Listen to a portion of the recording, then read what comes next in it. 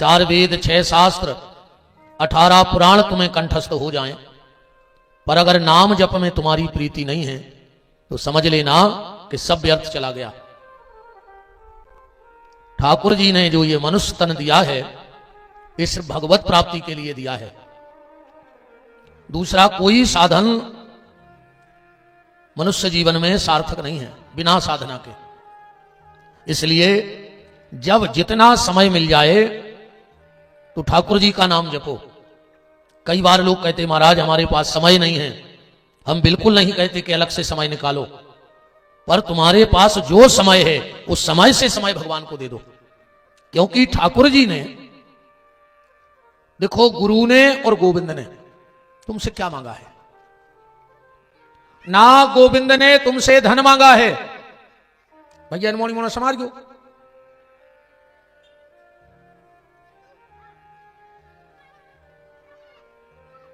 बाल बच्चे और बंदरा भगवान नहीं संभाल सकते इनको। जितने समर जाए उतना ही कृपा है। गुरु ने और गोविंद ने तुमसे सिर्फ 2 चीजें मांगी हैं। क्या मांगा है भगवान ने तुमसे? भगवान ने तुमसे धन नहीं मांगा, भगवान ने तुमसे तुम्हारी चतुराई नहीं मांगी, भगवान ने तुमसे शरीर का बल नहीं मांगा।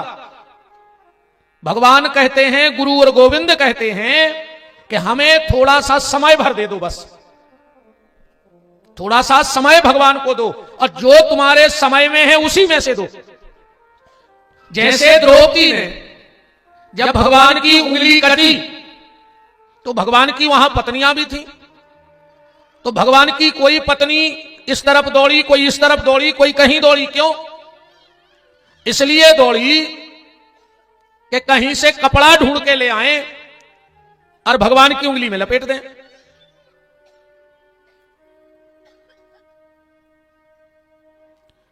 कपड़ा ढूंढ करके ले आए और भगवान की उंगली में लपेट दें। पर द्रौपदी कहीं नहीं भागी। जो साड़ी द्रौपदी ने पहनी थी उसी साड़ी में से थोड़ी सी साड़ी फाड़ करके और भगवान की उंगली में बांध दी। अलग से कपड़ा तो ढूंढा नहीं, अलग से साड़ी तो ढूंढी नहीं, पर उसी साड़ी में से थोड़ी सी फाड़ के भगवान की उंगली में बांध दी। बस यही हमें और आपको करना है। जो समय हमारे पास है उसी में से थोड़ा समय भगवान को देते रहो। और अगर देखो, अभी तो भगवान को समय देना है हमें अच्छे में, जो तो अपन अच्छे में समय दे रहे हैं भगवान को, कथा में बैठ रहे, भगवान कहते तुम हमें अच्छे में समय दे। एक तो तुम्हारा खराब समय आहे ही नहीं, और अगर किसी प्रारब्ध के कारण तुम्हारा समय गड़बड़ाएगा तो भगवान कहते फिर पूरा समय तुम्हें संभालने में हम लगा देंगे। पर भगवान समय उसी को देगा जिसने भगवान को समय दिया है। आज आदमी के पास समय नहीं है, प्रभात फेरी की का उनको समय नहीं है, कीर्तन की का उनको समय नहीं है, भागवत की का उनको समय नहीं है, मंदिर जावे की का उनको समय नहीं है, तीर्थ जावे की का उनको समय नहीं है। वो तो जय अच्छी है कि मौत के नहीं आउट के हमारा है ना। को आदमी वही से कह देवे कि 2 दिन बाद जो समय नहीं है, बत अचानक आ जा सो आदमी मार जात। कहूं पहले से कहूं कह देवे मौत के हम 1 हफ्ता पहले कर देवे पक्की कि हम आ रहे हैं, तो आदमी कहते तन ना रुक जा, 2 दिन भर रुक जा फिर आ जो। अच्छा एक बात और समझ लो, जो जीवन भर समय का रोना रोते हैं, ये भजन को समय नहीं है, वे मर के यही मेन पानी में कुत्ता बन है। देखो चैलेंज कहा हम आप, यही मेन पानी में कुत्ता बन हो। अच्छा बताओ मेन पानी के कुत्तों का काम है, कहूं अनराय में गुलाल लगावे गए, आज तक कहते कि कुत्ता लगन में गए, ब्याह में गए, कोनो कारज में गए, ये बेईयान जो कहते हमें भजन को समय नहीं है। भगवान ने कही बेटा हम तुम्हें ऐसे बना के पहुंचे हैं कि तुम्हें कोनो काम ही नहीं रहे जिंदगी में। बताओ कुत्तों का काम है। और अक्सर करके देखियो हर गांव पे सबसे ज्यादा कुत्ता मिले हैं मंदिरों पे। कहा सुनो खबर रहे थे कि हम पहले जन्म में गए तो जागत भाई, अब ये बार तो हम उतना डरी रहे। तुम तो कोने गांव में देख रही हो सबसे ज्यादा कुत्ता मंदिरों के चौतरों पे बैठी मिला था। कहा सुनो खबर रहे थे। अबे अगर ये तनखों लेके मंदिर जे हो, पुजारी प्रसाद दे है, मंदिर तो जा नहीं पर फिर मर के जे हो कुत्ता बन के। पुजारी नरियल फोरत को मुट्ठा पो दे है मुंह में, उतना ही किंगियात रहे मन भाग होता कने।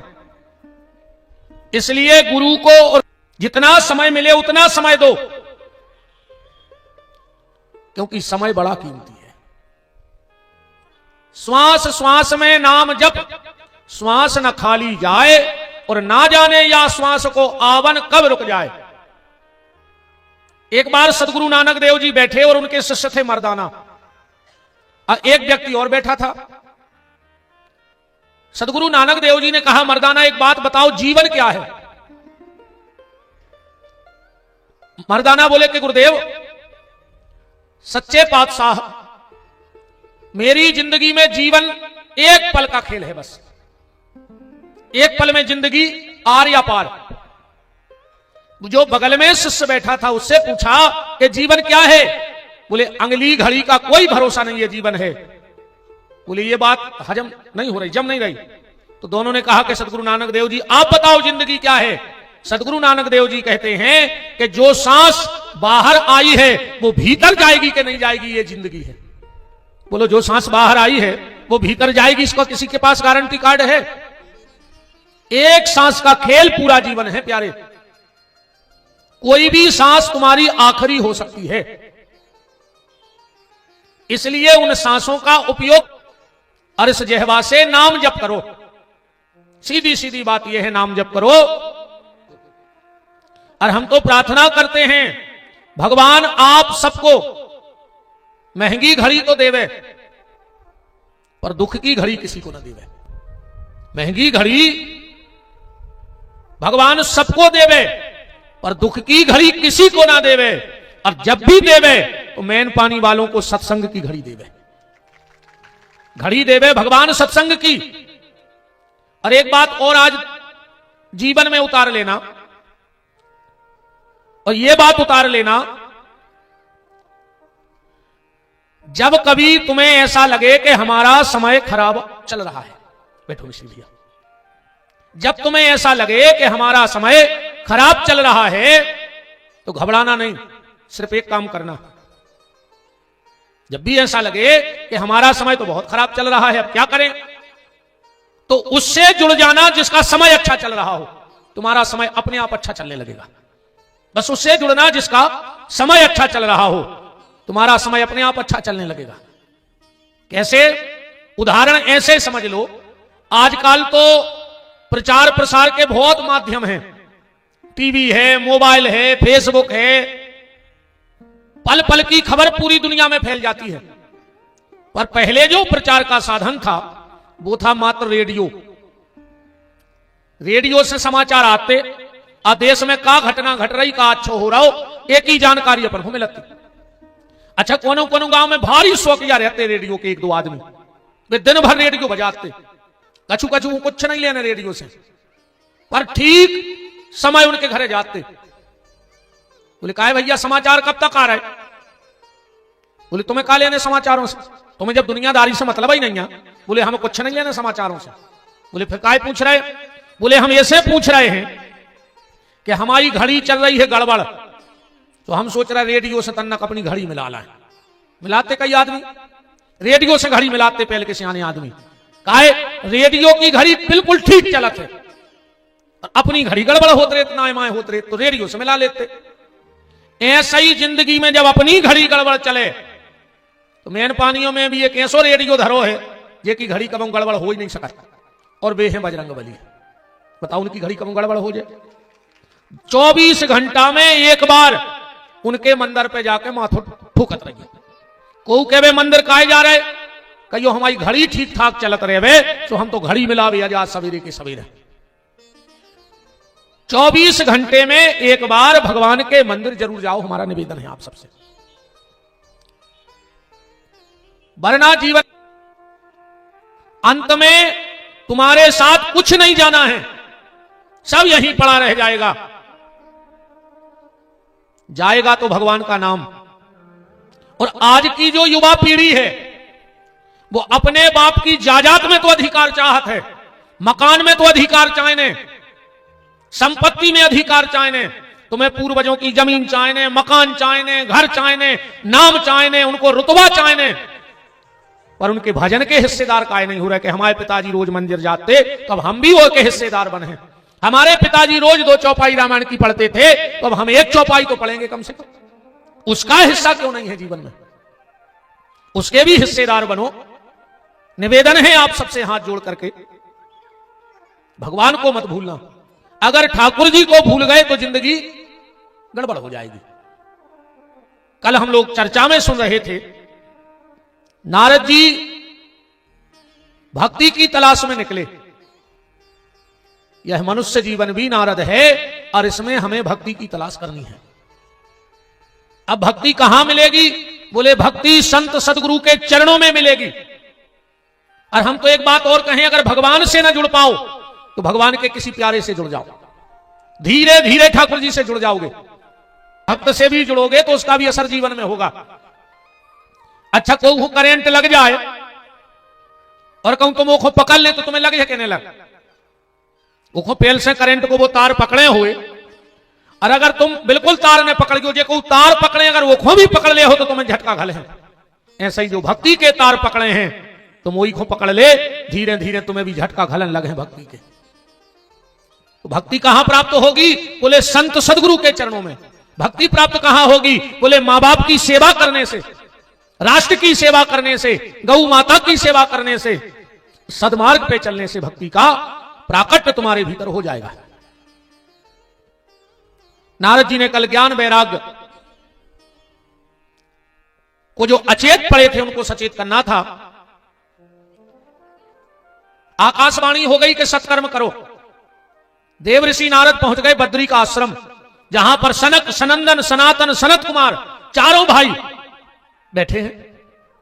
नारद जी को देखकर चारों भाई कहते हैं, अहो नारद धन्योसी विरक्ता नाम शिरोमणि।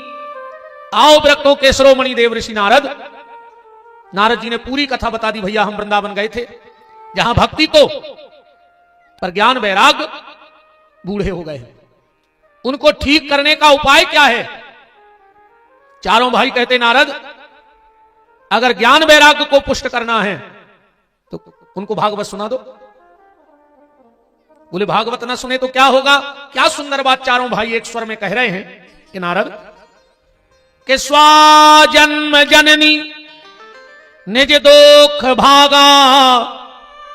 उस व्यक्ति का जन्म सिर्फ इसलिए हुआ है कि वो अपनी माता को प्रसव की तकलीफ दे सके, माता को प्रसव का कष्ट दे सके। इधर अब आ जाओ, बैठो। स्वजन्म जननी निज दुख भागा, कृष्ण कथा पीता। जिसने भगवान की कथा के रस को नहीं पिया है उसका जन्म दुनिया, बैठो सतीश भैया, सिर्फ इसलिए जन्म हुआ है जन्म की तकलीफ दे सके, वो कोई मतलब नहीं है वो आदमी के जीवन को। ये कृष्ण कथा ऐसी है कि इसको पीना है। मैंने कल भी कहा था कि सिर्फ दो अधिकारी हैं कृष्ण कथा के, एक तो रसिक और दूसरे भावुक। जो कथा के बड़े रसिक हैं और जो भाव प्रधान जिनका जीवन है, वो कथा तो पीने ही है, सुनने नहीं है। अच्छा, भगवान ने जो कान काय बनाए, ने बना तो चलने जातो, मान के चलो साफ होते अकेले दो ही तरफ छेदे होते, काम चल जातो, नहीं चल जातो। अब बिल्कुल दो ही तरफ छेदने होते तो काम चल जातो। सांप के तो कान रहता ही नहीं है। वो की आंखों में ऐसी मशीन है कि वो आहट से सुन ले। भाई मशीन भगवान अपनी आंखों में डाल दे तो वो कान ने होते तो कितना फायदा। हर 6 महीना में झुमकों की डिजाइन बदल रही। जब कान ही नहीं होते तो काय की झुमकी, काय के लटकन, काय के बाला, आधे से ज्यादा कछुआरो तो झुमकों में चलो जाते थे। ये कान दोना से भगवान ने सिर्फ इसलिए बनाए हैं इसमें भगवान का कथामृत भर भर के पियो। स्वजन्म जननी निज दुख भागा कृष्ण। उस व्यक्ति का जीवन धिक्कार जिसने ठाकुर जी की कथा को नहीं सुना है। नारद जी बोले कथा कबे भाव चाहिए? तो जो कथा के मुहूर्त के लाने लड़त हैं, तो मुहूर्त सनकादिक ऋषि बता रहे हैं, सदा सेव्या श्रीमद् भागवती कथा। भजन का कोई टाइम नहीं है। हाँ देखो, सुबह उठ के नाश्ता जरूरी है कि नहीं है? जब सवेरे उठ के नाश्ता जरूरी है तो दिन भर में भगवान में आस्था भी जरूरी रखो। अकेले नाश्ता से कुछ नहीं होगा, भगवान में आस्था होनी चाहिए। नारद, जब मन लग जाए तब भजन को बैठ जाओ कथा सुनने, कोई जरूरी नहीं, कोई मुहूर्त की जरूरत नहीं है कथा के लिए। नारद जी बोले जैसे तुम्हारियों ने सुना दे, बोले सुना दे। कहां? बोले हरिद्वार में। हरिद्वार में कथा बैठ गई। नारद जी मुख्य यजमान बन के बैठे, नारद जी के पीछे भक्ति, भक्ति के पीछे ज्ञान वैराग। कथा होने लगी तो नारद जी ने प्रश्न किया, कायेन वाचा मनसापि। नारद जी बोले भैया जा बताओ, जिन्हें जीवन भर को अच्छो ने सोचो हुए, जिन्हें को एक लोटा पानी भर के न दाओ हुए, और को से एक शब्द मीठो ने बोलो हुए। ऐसो आदमी अगर भागवत की कथा सुन ले तो मुक्ति हो जाए। चार ही भैया बोले तो सुनो नारद, व्यक्ति पाप कर्म करते करते मर गया हो, और अगर उसके नाम की भी कथा हो जाए, प्रेत शिला को कथा सुना दी जाए। प्रेत शिला क्या कहलाती है? प्रेत शिला कहते हैं जब हम मटकी रख करके चिता की परिक्रमा करते हैं और उस पर जो पत्थर पे हम मटकी फोड़ते हैं, उस पत्थर को प्रेत शिला कहा जाता है। उसको बड़े संभाल के लाना चाहिए घर में। वो पत्थरा तुरंत उठा लो और उसी के लिए गरुड़ पुराण सुनवाना चाहिए। वही रखा जाता है वो पत्थर जिसको हम प्रेत शिला कहते हैं। और फिर अगर उसी पत्थर को भागवत की कथा सुना के किसी तीर्थ के जल में विसर्जित कर दिया जाए तो उस आत्मा की निश्चित मुक्ति हो जाती है। इतना चढ़ हो दद्दाहरों का।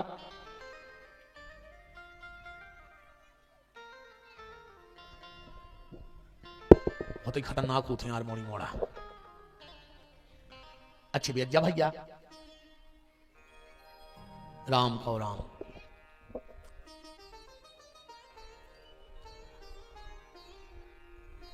अगर उस प्रेत शिला को भागवत की कथा सुना दी जाए तो अधम से अधम जीव की भी मुक्ति हो जाती है। नारद जी बोले जा बात हम बिल्कुल नहीं मान है, अकेला ने कोई प्रमाणित बात बताओ। तो आत्मदेव और धुंधकारी की कथा सुनाई गई। आत्मदेव नाम का ब्राह्मण था, उसकी पत्नी का नाम था धुंधली। कथा तो तुम्हारे सबको पता है। पंडित जी के ने हते बाल बच्चे, तो एक बाबा जी के गए, उनने फल दे दो। पहले कथा सुन ली, फिर अपने की सार को निकाल दिया। पहले सीधी सीधी कथा सुन ले। एक पंडित जी हते, उनके बाल बच्चे ने हते। एक दिन आवे गए मारवे, कुआ में कूद रहे थे, सो एक बाबा जी ने रोक दो, एक फल दे दो, के ले जाकर पत्नी को खुआ दी, उस बाल बच्चों को दे।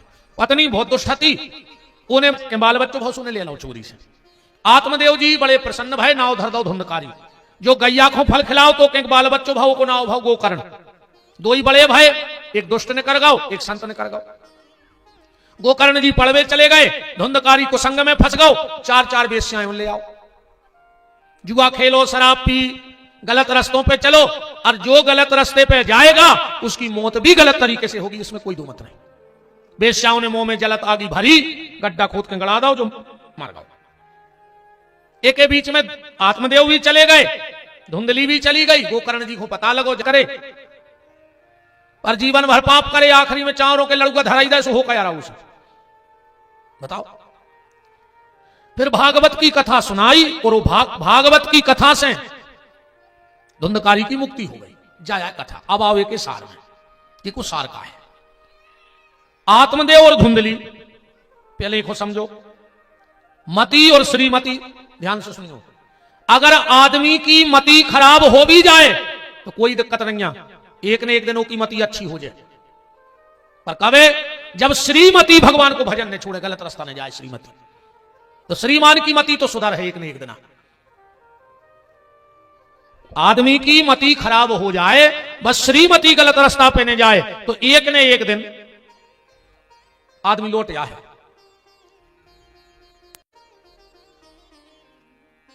क्योंकि पतिव्रता नारी की ताकत बहुत बड़ी है।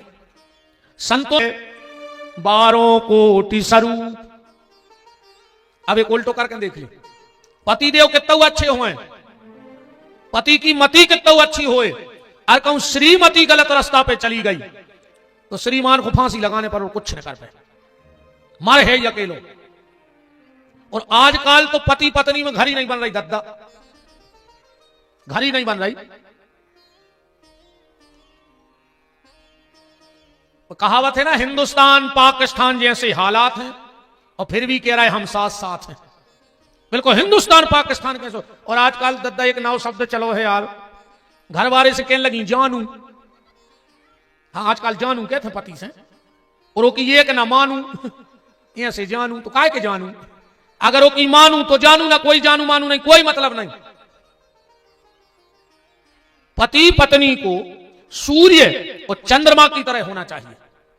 कभी कभी अगर पति सूर्य बन जाए तो पत्नी चंद्रमा बन जाए, पति क्रोध में है तो पत्नी कशील स्वभाव हो जाए, और कबम कबम अगर पत्नी सूर्यमुखी बन जाए तो पति को चंद्रमुखी बन जाओ चाहिए।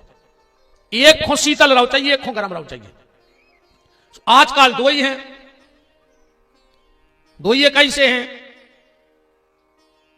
पर रहो ऐसे चाहिए सूर्य चंद्रमा की तरह, तब घर की गृहस्थी की गाड़ी अच्छी चलेगी। और मलूकदास जी ने तो इतने तक कही है कि वैष्णव संत अवैष्णव नारी और ऊंट बैल की बनी सवारी।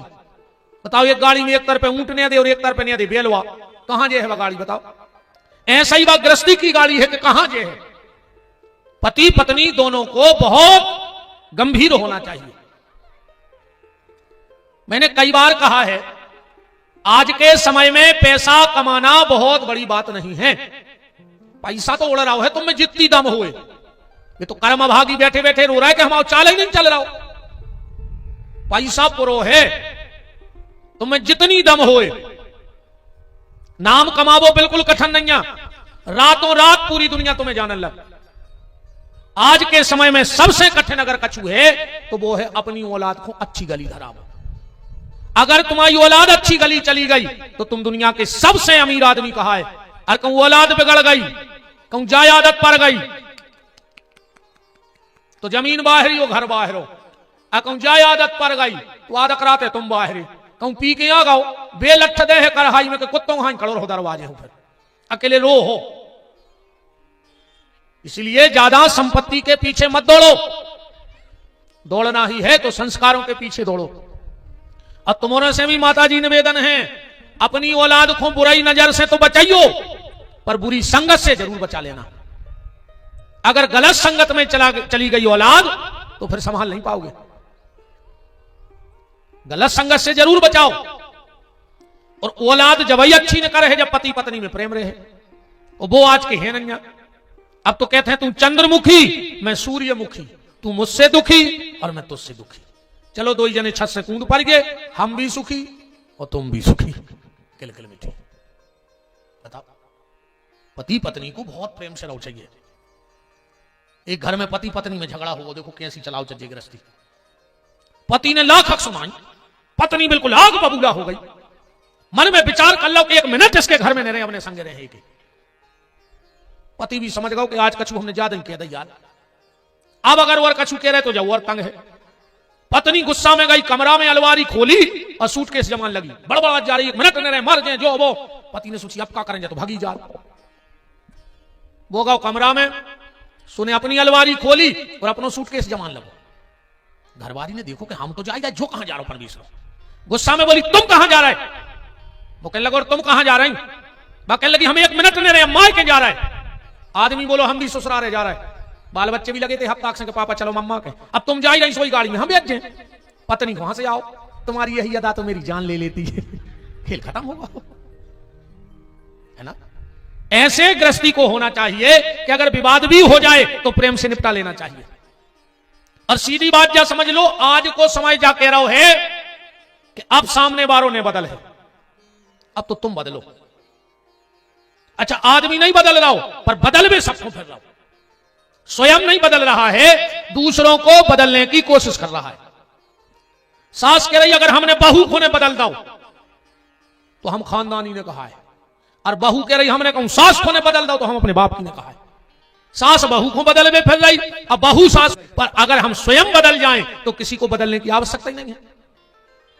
हम तो कई बार कहते भैया लड़ ले झगड़ ले, मौका आ जाए तो एक दो लगे और मौका आ जाए तो एक दो खा ले, कोई दिक्कत नहीं है। लड़ लो झगड़ लो पीट दो पिट जाओ, पर परिवार में कभी बोलचाल बंद न करियो, क्योंकि जिसके परिवार में बोलचाल बंद हो जाते हैं तो समझ होता कि सारे रास्ते अपने आप बंद हो जाते हैं। इसलिए लड़ लो झगड़ लो पीट दो पिट जाओ, पर बोलचाल बंद न करो। आत्मदेव धुंधली की कथा जाई कह रही है कि मती और श्रीमती, इन पे विशेष ध्यान दो। दो बेटा भाई, एक गलत रास्ता चलोगे, एक अच्छे रास्ता चलोगे। इसमें कमी किसकी रही? बोले धुंधली की। मां चाहे तो औलाद बिगाड़ दे और मां चाहे तो औलाद बना दे। मां चाहे तो औलाद बना सकती है और मां चाहे तो औलाद को बिगाड़ सकती है। फिर बात आई कि आत्मदेव को मोह भाव। मोह को कारण क्या है? मोह को एक ही कारण है कि मैं, ध्यान से सुनियो, मैं, और जहां मैं और मेरा आ गया वहीं से पतन का कारण प्रारंभ हो गया। सतयुग, ध्यान से सुनियो, त्रेता, द्वापर और कलयुग, ये मेरा राक्षस भाई। सतयुग में जो राक्षस हुआ, बहुत गहराई से पकड़ियो जवाब। सतयुग में जो राक्षस भाव, वो को नाव तो हिरणा कश्यपु, इतनो लंबो नाव हतो सतयुग के राक्षस को। फिर आओ त्रेता। त्रेता में जो राक्षस भाव, वो कम शब्दों को भाव, रावण, 3 शब्द बचे, शब्द कम भाई कि नहीं भाई। फिर द्वापर में जो राक्षस आओ, वो को नाव हतो कंस। वो कंस मरो नहीं रे, 10-20 तो मेन पानी में न कर है। हम चैलेंज कहा, फिर जिले के तो न कर है 10-20 तरह, 10-20 अकेले मेन पानी में होंगे कंस। नहीं अब रावण मरो आए, और अगर रावण मर गओ तो हर साल जलाओ कहा जात, तुम तो हम पेल जा। बताओ बताओ, ये कई आदमी हूं कब से मार रहा है? बोलो नहीं मारो, ऐसे नहीं मारो कि रावण को रावण मार रहा हो। को मार रहा हो रावण को? बताओ, राम है ही नहीं। जिस दिन फिर से राम कलयुग में आ जाएंगे और एक बार रावण को जला देंगे, फिर रावण जलाना बंद हो जाएगा। पर अब रावण को जला, अच्छा जाओ, तो आगी को लगा, को मर जाए तो आगी घर कुटुंब खानदान परिवार के दे, तो रावण को मार रहा है? को मार रहा हो? बताओ, भज्जा हरे नहीं मार रहा है रावण। मनोहर के खानदान से कहा है, जब तो रावण जला भी जा, खानदान की आगी लगा। कंस अगर मेन पानी में ढूंढना है तो ढूंढ लो। आज हम बताते हैं कि मेन पानी का कंस कौन है। और अगर तुम में ये बुराइयां हो तो आधार कार्ड पे नाव बदलवा दियो, अपनो जो नाव कटवा के लिखवा दियो कंस, पता मेन पानी, बिल्कुल आ जाए बदलवा लियो, तुम्हें कोल है और तुम में ये बुराई हो तो। कंस क्या करता था? ध्यान से सुनना। सबसे पहले कंस एक दिन अपने पिताजी के पैर पड़ने गया। ये तो अच्छी बात है, मां बाप के पैर पड़ना चाहिए, पर आज के नहीं पड़ रहा है। हाँ, हमें उतरन दे, सो चढ़ चढ़ बैठो भाई। कहा हो जी हमारे पांव पल्ले हो, विमान उतार दे मेन पानी में, हमारे गुड़ों में चटकनी तो लग जाएगा। बाप के पांव नहीं पड़ रहे, बाबों के प्राण लाए, ऐसा ही घर बारे के सालों से पांव नहीं पड़े, बाबा ने कर नहीं पा रहा है तुम्हारों को मारे। अकेले बाबों के पल्ले छोटा छोड़ के, चाहे घर वाले की जिंदगी ने परे हुए। कंस गया अपने पिताजी के पांव पड़ने, वो सिर रख दो ये मेरे पांव में। उग्रसेन महाराज तो रोन लगे रे कि जिंदगी में जो पापी सुधर गौरी ने कभी पांव नहीं पड़े। और अगर तुम्हारे कारण घर में तुम्हारे बहुदत्ता को बोलबो बंद होगा होए, तो तुम भी कंस ही कहा है। उन्हें बाप को जेल में बंद करो, तुमने घर को में बोलबो बंद कर दो। बाप ने कहा तुम तो 2 रोटी खाओ, तुम्हें खा लेने, समझ लियो तुम कंस बनेंगे चुके, तुम्हारे डर के मारे बाप बोल नहीं पा रहे हो। और सुन ले, अगर तुम्हारा मोड़ा और तुम्हारी घरवारी तुम्हारी कोनो बात पे कहवे कि चुपचाप बैठो और खाओ, तो आज दिन ने डूबे रे। गौशाला भगैया जो आप कुत्तों खाई न डरे रहो घर के दरवाजे, अब तुम घर के कुत्ता बन गए, अकेले भूख भैया बैठे, तुम्हारी कोई कीमत ने कहा अब घर में। अगर घरवारी कह दे तो बैठो, तुम्हें कहा लेने मोड़ में, समझ लियो अब तुम गए काम से घर के। कुत्तों का इज्जत ने हुए घरे के पहले भजन में लग जाओ, तीरथ ने कर जाओ, बरभान भग जाओ, उते जगह ने मिले तो गौशाला आ जाओ, माला करियो, भोजन की व्यवस्था तो राम कर है। कोशिश करना कि तुम्हारी मां बाप तुम्हारे सामने बोलने में हिचकिचाए ना। जिस अधिकार से बचपन में पापा पिताजी डांटते थे, अधिकार आखिरी नो बनो रे, तो समझ लियो तुम्हारा जीवन धन्य है। और तुम्हें डरान लगे तुम्हारी बहुदत्ता, तो समझ लियो तुम कंस बन गए, कहा है मेन पानी के। अब दूसरा कंस कौन है? ध्यान से सुनना। कंस ने जीवन में सिर्फ बुराई बुराई इकट्ठी करी, कभी अच्छाई इकट्ठी नहीं की। कंस के यहां मुस्टिक चाण उर्सल तो साला दुनिया के राक्षस इकट्ठे करे ने। कबहू इन्हें सत्संग नहीं करो, कबहू के घरे कन्या भोजन नहीं भाओ, कबहू कीर्तन नहीं भाओ, बुराई इकट्ठी करता रहा। और अगर तुम्हारे जीवन में बुराई बुराई है तो समझ लेना तुम भी कंस हो। तीसरी बात, कंस के घर में एक चीज रोज गिरती थी, और अगर तुम्हारे घरे भी जा चीज गिर रही हो तो भी तुम कंस ही कहा है। क्या गिरता था रोज कंस के घर में? उसकी बहन देवकी की आंख के आंसू गिरते थे। और जिसके घर में तुम्हारे कारण, तुम्हारे घर में अगर किसी बहन बेटी के आंसू गिर रहे हैं तो समझ लियो तुम भी कंस ही कहा है। हमारे कारण किसी के आंसू नहीं गिरने चाहिए। हमारे लिए तो आंसू आवे, पर हमारे कारण किसी को आंसू नहीं आवे। तुम्हारे कारण को न रोवे, तुम्हें सब रोवे तो बहुत बड़ी बात है। अगर तुम्हारे कारण तुम्हारे घर में किसी बहन बेटी को आंसू आ रहे हैं तो तुम भी कंस ही हो। यहां तक लिखा है, ध्यान से सुन लेना, जो अपनी पत्नी पे हाथ उठा देता है उसके हाथ का ना तो तर्पण लगता है, पितर उसके हाथ का पिंडदान स्वीकार नहीं करते हैं, और जो अपनी पत्नी को मारता है उसके हाथ का दान भी नहीं लगता है। जो ने सोच रहे हैं ऐसी जानती तो आज हमारे घर से वाले आते वे भी सुन लेते गाय। चलो कल वाले जो हम कल पहले सुनाने घर की तो कथा आया तो हाँ, ये बिल्कुल सत्य बात है। कभी माताओं पे हाथ नहीं उठाना चाहिए। उसके हाथ का ना दान लगता है और ना उसके हाथ का पित्र उसका करते हैं। अब चौथी चीज अगर तुम्हारे जीवन में जा होए तो अब तुम अपने आधार कार्ड पे कंस ने लिखवा जो, अब लिखवा दियो कुत्ता। अगर जो चौथो काम तुम्हारे भीतर होए तो कुत्ता लिखवा दियो। क्या तो कुत्ता तुम्हारे खिलाफ रिपोर्ट करें कि हमारा नाव बदनाम काय करो। कौन सा चौथा काम? अगर तुम कहीं बैठे हो और तुम्हारे कारण किसी बहन बेटी को अगर अपना रास्ता बदलना पड़े तो समझ लियो कि तुम कुत्तों से भी खराब हो और तुम्हारे मां बाप महापापी कहा है जिन्हें ऐसी औलाद को जदव कहा। बात तो तब है अगर तुम आधी रात में कहीं खड़े हो और कोई बहन बेटी निकल रही है तो वह उतना ही सुरक्षा से निकल जाए, बजा जाने के हमारे सगो भैया खड़ो, हमारे बाप भैया खड़ो होते। और अगर तुम्हारे कारण किसी बहन बेटी को रास्ता बदलना पड़े तो धिक्कार तुम्हारे जीवन को, मर जाना चाहिए तुम्हारे लिए। और कई बार मैं एक बात और कहता हूं, आज के जो युवा हैं, हर भाई अपनी बहन के लिए शेर होता है कि नहीं होता? तुम्हारी बहन से अगर कोई कुछ कह दे तो तुम मरने मारने को तैयार हो जाओगे कि नहीं हो जाओगे? मतलब शेर हो, अच्छी बात है। तो जब तुम अपनी बहन के लिए शेर बन जाते हो तो दूसरी की बहन बेटी के लिए कुत्ता क्यों बन जाते हो? जब दूसरे की बहन बेटी की बात आती है तो तुम्हारा जीवन कुत्तों जैसा क्यों हो जाता है? बात चल रही थी राक्षसों पर। सतयुग में हुआ हिरण्याकश्यपु, इतने लंबे नाम का। त्रेता में कम हो गया, बचा रावण 3 शब्द का।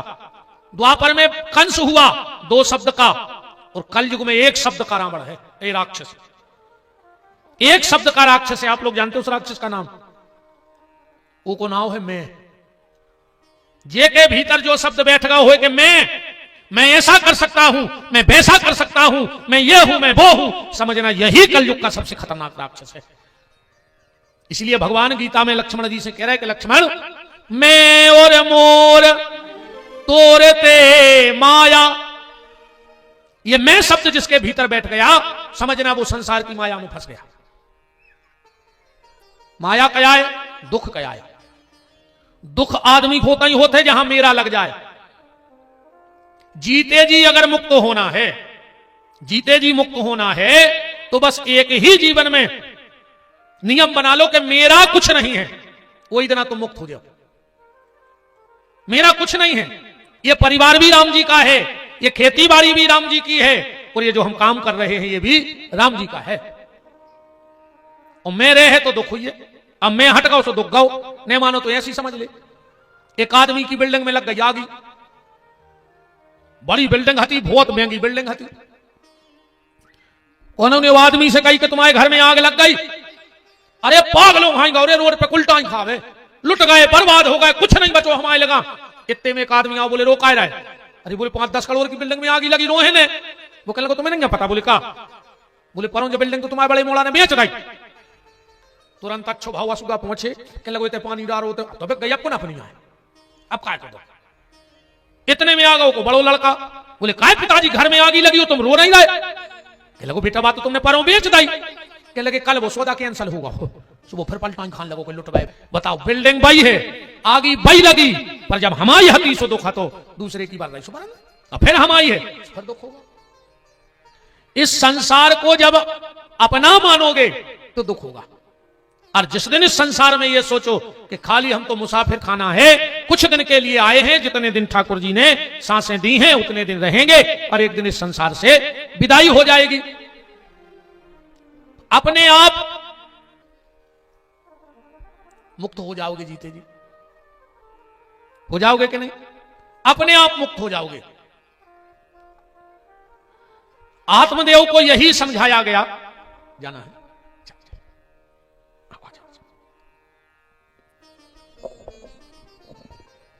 भजो रे मन प्रेम से राम रघुरैया, भजो रे मन प्रेम से राम रघुरैया, भजो रे मन प्रेम से राम रघुरैया, भजो रे मन प्रेम से राम रघुरैया, भजो रे मन प्रेम से राम रघुरैया।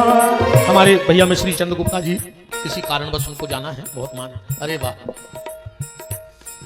भूमि धन्य हो गई, पवित्र हो गई, पावन हो गई। हमारे सागर के संतों का मुकुट,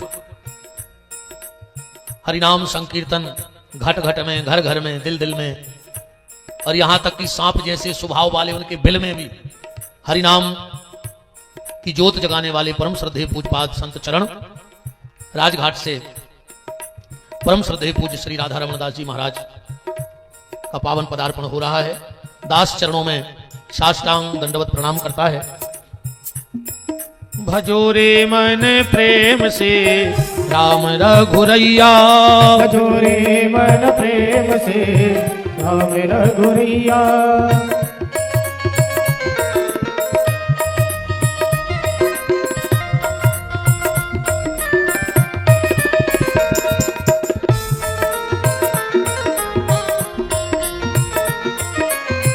राम रघुरैया प्यारे कृष्ण कन्हैया, राम रघुरैया प्यारे कृष्ण कन्हैया, राम रघुरैया प्यारे कृष्ण कन्हैया, राम रघुरैया प्यारे कृष्ण कन्हैया, भजो रे मन प्रेम से राम रघुरैया, भजो रे मन प्रेम से राम रघुरैया। हरि बोल।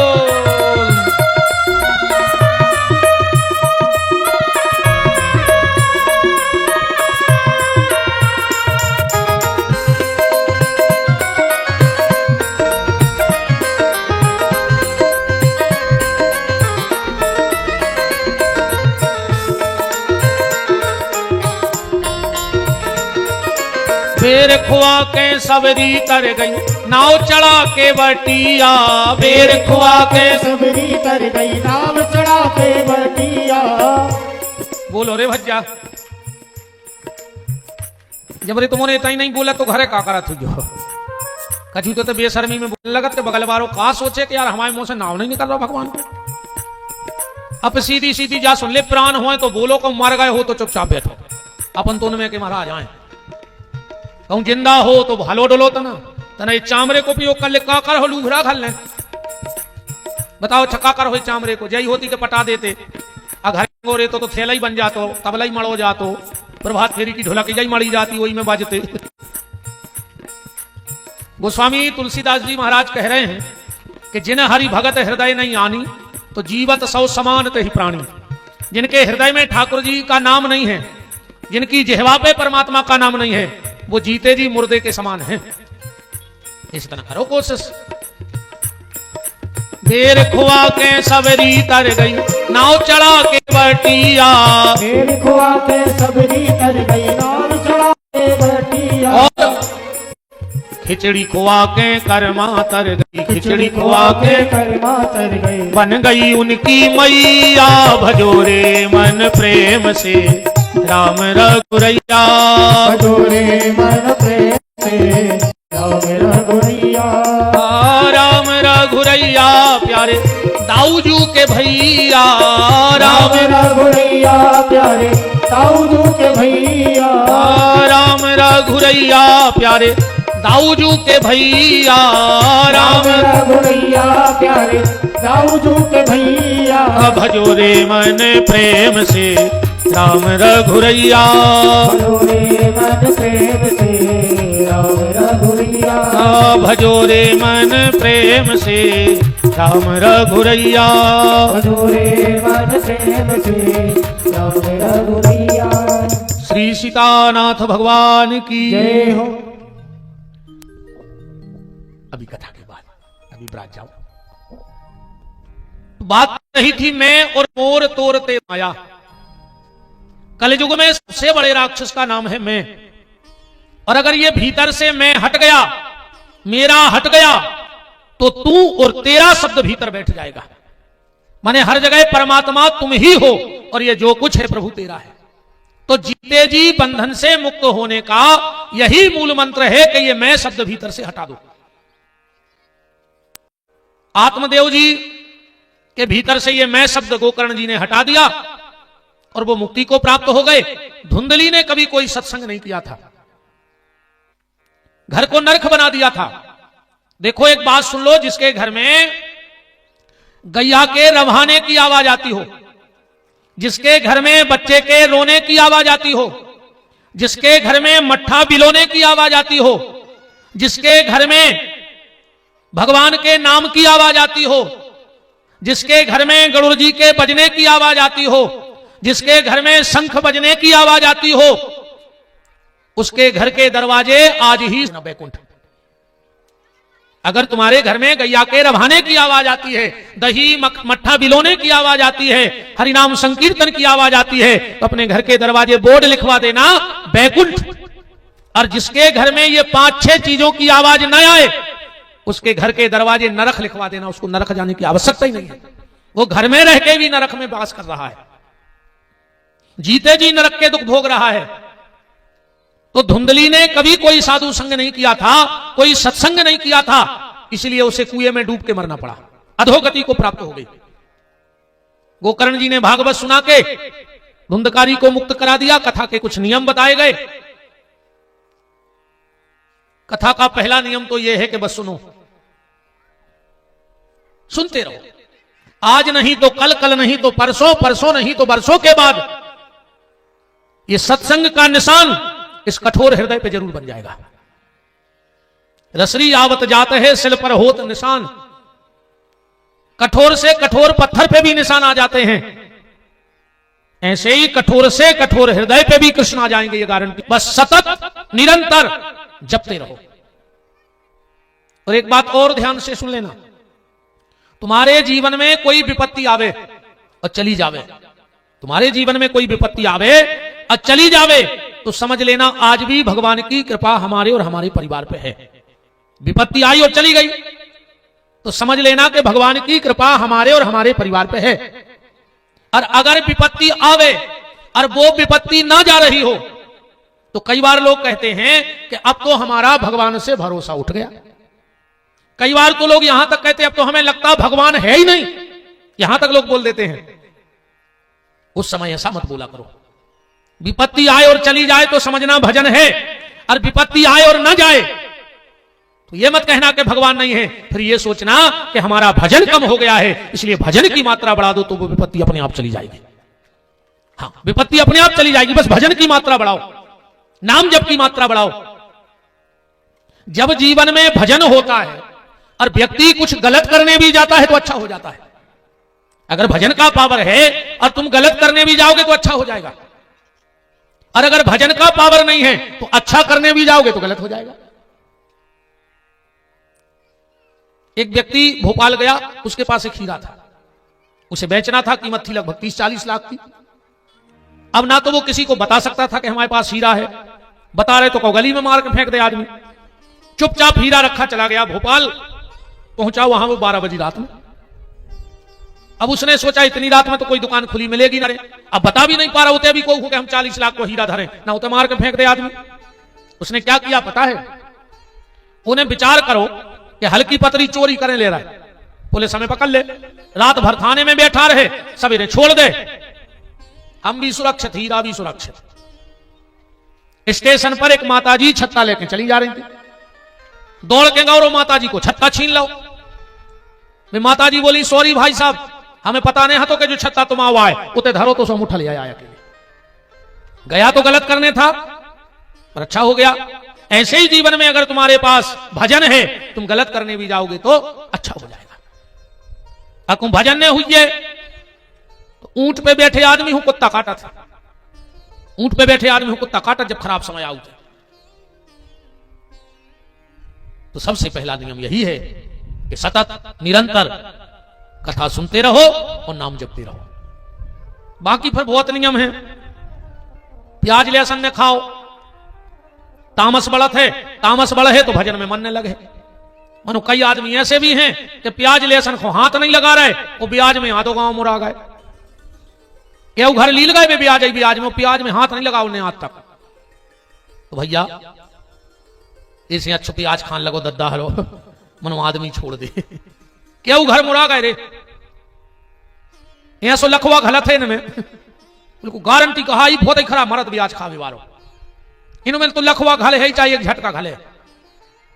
ऐसे अबे चेत जा न कोनो दिन ऐसे मिलो फोन सुना कोई को हवा लग गई मर जाए आप।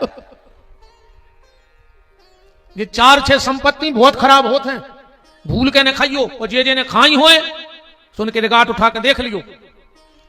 एक तो भज्जा बांटन कहूं भज्जा से दगा ने करियो, या संपत्ति बहुत खराब होते। जे ने भज्जा से दगा करो हो तुम तो की औलाद देख ले तुम्हें पता पड़ जाए। ऐसी सुंगरा औलाद ने कर है कि कुर्सी पे तो वह बैठे ही ने सीधी एयर कंडीशन नाली में लेटी रहे। हाँ, एक भज्जा बांटन, दूसरी गैया के नाम की संपत्ति, तीसरी मंदिर की जायदाद। और जे ने जहां जहां खाई हो सो खबर कर लिया। कहूं गांव में मंदिर बने चंदा भाव होए, अरे कहूं तुम के अंगुगा हो तो कोशिश करियो कि 200-500 तुम्हारे खुद के लग जाए, मानो वो में के ने खजो ना मार जाओ। और जे ने खाओ हो तुम तो खबर कर ले तो सांच खुआच है ही नहीं, सबको पता है वो तो कोई कहता नहीं दद्दा गांव में कभी तई रहने पानी मेरे के बिहार का कोरा मगार से मनो हमें को तो रहने हम तो भगाइए 5-6 दिन तो अच्छी कह ठोका। मंदिर की चंदा, गौशाला को पैसा, भैया बांटन, ये संपत्ति खराब हो तो ब्याज कोशिश करियो कि नहीं खाओ। आप घेरी फिर रही मार हमारे बाप को कहा जा रहा भोग हो तो तुम्हारी समझावे को काम अपनों है।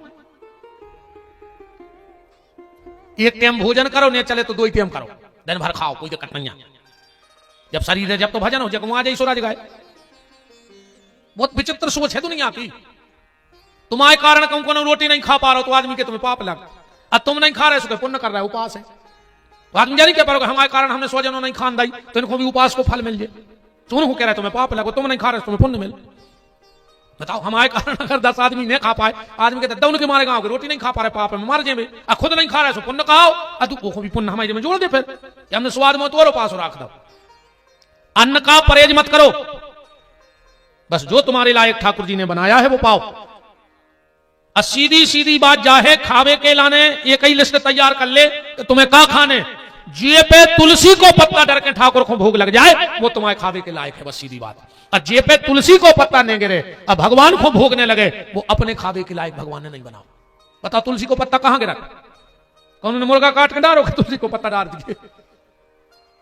बोलो, जिस खाद्य पदार्थ पर, जिस वस्तु पर, जिस भोजन सामग्री पर तुलसी दल रख के और तुम ठाकुर जी के मंदिर तक ले जा सको उसको खाने में कोई परहेज नहीं है। और जो ठाकुर के मंदिर में ना जाए परमात्मा के, वो हमारे खाने लायक भगवान ने बनाया नहीं, उसको त्याग देना।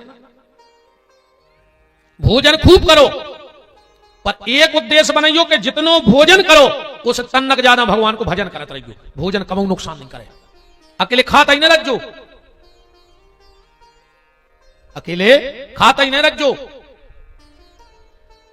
ये सारे नियम गोकर्ण जी ने कथा के बताए। आखिरी में खूब नाम संकीर्तन हुआ। ध्रुव जी महाराज प्रकट हुए हैं जो खड़ताल बजा के नाचे हैं। अर्जुन प्रकट हुए हैं जिन्होंने मृदंग बजाया है, भागवत जी में आया है। प्रहलाद जी प्रकट हुए हैं जो सुर लहरियां दे रहे हैं। सनक सनंदन सनातन चारों महात्मा प्रकट हुए। अब वो कोई वाद्य यंत्र तो बजाते नहीं हैं पर चारों भाई ताली बजाते हैं और ताली बजा के बीच बीच में कहते हैं जय हो जय हो जय हो जय हो। संतों का उत्साह वर्धन करते हैं। भगवान ने गोकर्ण के गांव के लोगों को तो विमान भेजा, पर जब गोकर्ण जी ने कीर्तन कराया संतों के साथ तो स्वयं भगवान लेने के लिए प्रकट हुए हैं। क्योंकि जो कीर्तन को प्रेरित करता है उसे स्वयं परमात्मा लेने के लिए आते हैं, और जो कीर्तन करता है उसे भगवान के पार्षद लेने के लिए आते हैं। पर जो कई लोगों को प्रेरित करता है कीर्तन के लिए, उसे लेने स्वयं भगवान आते हैं। इसलिए गोकर्ण को लेने स्वयं ठाकुर जी पधारे।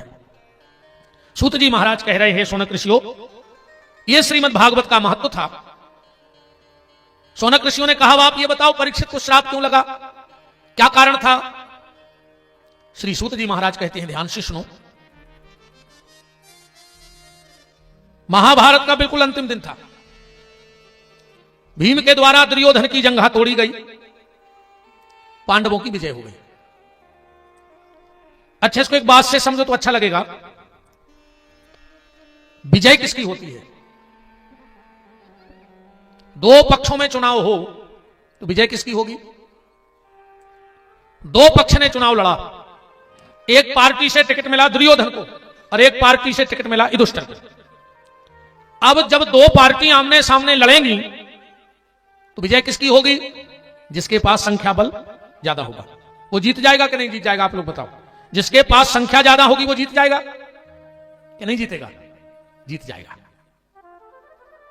तो जब युधिष्ठिर और दुर्योधन के बीच में चुनाव हुआ तो संख्या तो दुर्योधन के पास बहुत थी, 18 अक्षौणी सेना थी, और युधिष्ठिर के पास 13 अक्षौणी सेना थी। तो संख्या बल तो यहां कम था, संख्या बल यहां कम था, पर विजय इनकी हो गई।